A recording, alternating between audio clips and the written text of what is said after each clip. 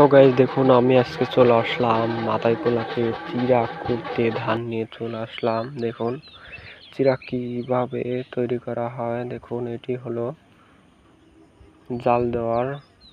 দেখুন এটি হলো বড় একটি কড়াই। এখানে দেখুন এরকম করে ধান নাড়ে, তারপরে দেখুন এরকম করে নাড়ে, তারপরে দেখুন এরকম করে একটা ছাকনার মধ্যে নিয়ে নেয়।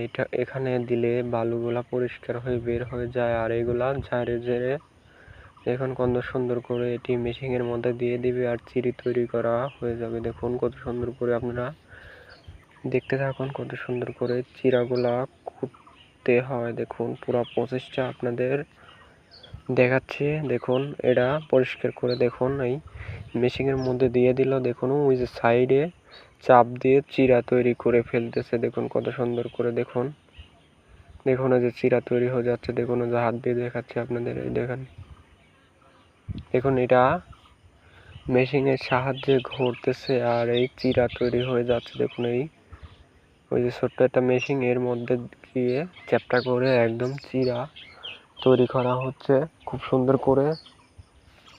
দেখুন কত সুন্দর করে, আর দেখুন এই দিক দিয়ে চিরা বের হচ্ছে। দেখুন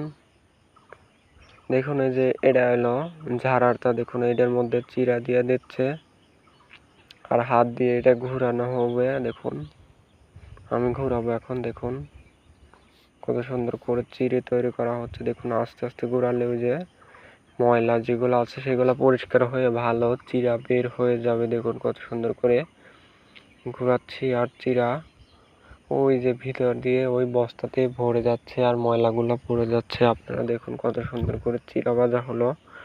দেখুন কত সুন্দর হয়েছে।